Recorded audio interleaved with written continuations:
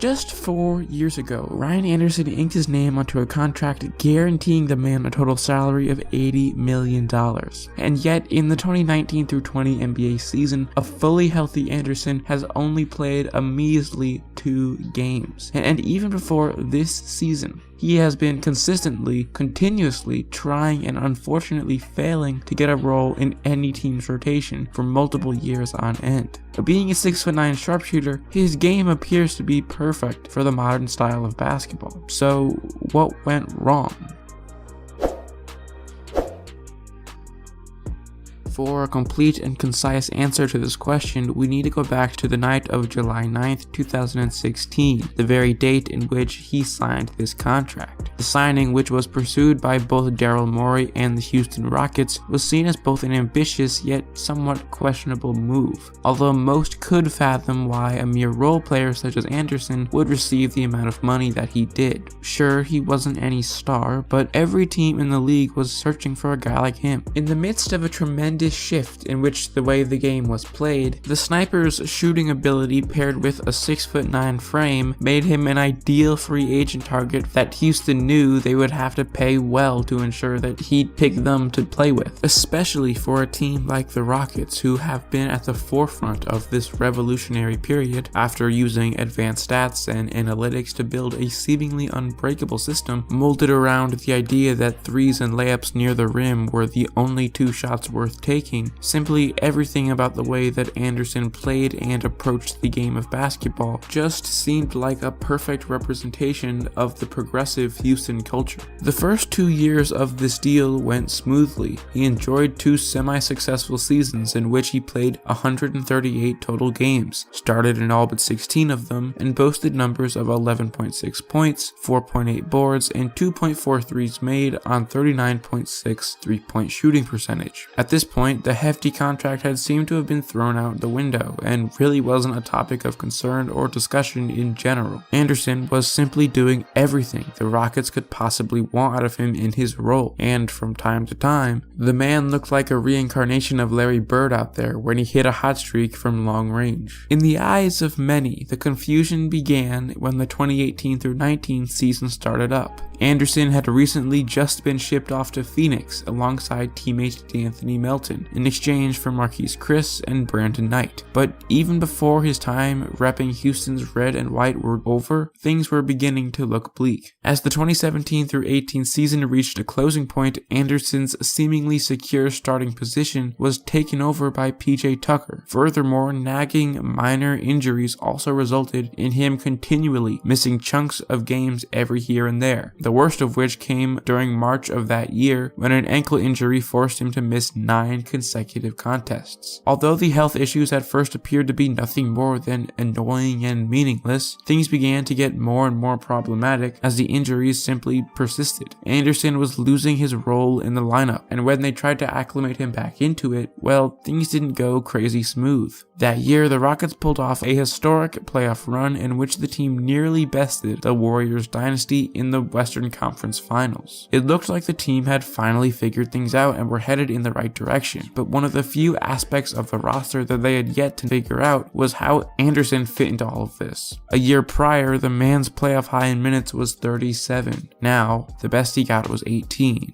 In the 2018 playoffs, Ryan averaged a measly 8.6 minutes, 1.7 points, and 1.2 rebounds. Talk about a fall off. This playoff run is perhaps the most overlooked and yet simultaneously most significant piece to this puzzle. Many will look at the fall of Ryan Anderson and credit the transaction that had him land in Phoenix as the culprit that sparked this entire decline. But the truth is that things really began in Houston. We have pretty good memories of him excelling in the rotation and on the roster, but the truth is things ended out pretty muddy. Upon his arrival to the Valley, he at first sustained a starting role with the team and got amounts of playing time that he hadn't seen for years, even in Houston. Unfortunately for him, a young developing team like the Suns weren't willing to wait for a veteran like Anderson to finally start performing to par, and after playing him an average of 21 minutes a night for the first 10 games of the year, well, they failed to even get him out there on the court during 33 of the next 37 games he was available for. My goodness, what a drastic shift in events. Although the blame can be put on Anderson for brutally underperforming in those first 10 games, averaging 5 points and shooting 23% from 3, it is, at least in my mind, equally inexcusable for the Suns to treat a player like this and take such drastic measures to address the issue at hand. I mean, at least bench him maybe, but just never play him again. I mean, a bit extreme, but to each their own, I suppose. Phoenix, who had just reached one of their lowest points in franchise history, was definitely stuck in no man's land to say the least, and spent the entire season experimenting and fiddling with rotations left and right, simply as an attempt to figure out what worked best for this team, because they clearly had no idea what would. Above all the other flaws that were more than present within this team, consistency and structure were the two that were the most glaring.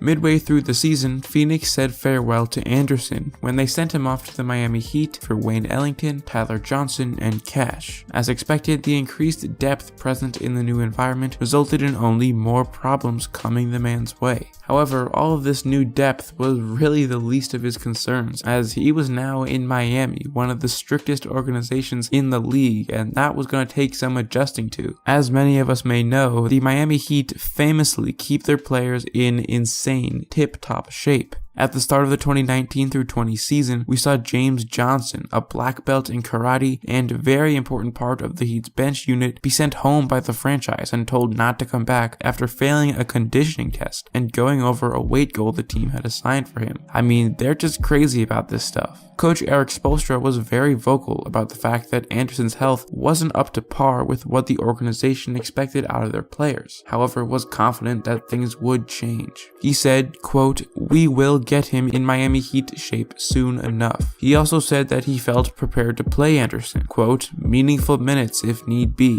This is something that the veteran had been struggling to find anywhere else in recent years, so if this could come to fruition, it'd really be like a breath of fresh air. Sadly, that day never came. Anderson did play some games with the team on and off throughout the end of the year, but never quite received enough of an opportunity for anybody to remember this man ever even repped a Heat jersey, even just 1.5 years after the fact. Seriously, I doubt many of you ever remember Ryan Anderson in a Heat jersey. It just seems like a Photoshop. Since the conclusion of the 2018 through 19 season, Anderson's name hasn't made all too many headlines. The man has laid low in search of any job opportunity he could get, but at this point things do really just look bleak. It's worth mentioning that the Rockets, the team whose original benching of the forward in 2018 actually set off this entire chain of events, gave the man a 10-day contract in the middle of the 2019 through 20 season, but nothing amounted out of it, and Anderson still remains unsigned to this day. As we approach the tail end of the 2020 NBA offseason, the name Ryan Anderson simply seems like something of the past. Most would probably label him a former NBA player, despite the fact that he has not retired nor missed an NBA season since he was drafted back in 2008. Especially in an era in which his style of play fits so well, it just feels strange that a man who was starting on one of the best teams in the league in 2018 could most likely be out of the league for good come 2020. We can write off the rapid downfalls of old school bigs such as Greg Monroe and Jahlil Okafor simply by looking at the just as rapid cultural evolution of how the game is played. Alternatively, however, Anderson is almost a pioneer of this modern style. He came into the league over a decade ago as a 6'9" power forward with a strong three-point jump shot from the get-go. That was an extreme rarity back then. Ever since, the league has shifted in a direction that really favors him and the way that he plays. And although it was able to secure him an $80 million contract, it couldn't secure him a stable NBA career. The fall of Ryan Anderson is a testament to the fact that shooting and height is never enough. Have those two skills, and factors such as iffy athleticism, constant injuries, and point-blank bad luck can still intrude and ruin a career. If it can happen to a proven and successful NBA vet, it can happen to anyone.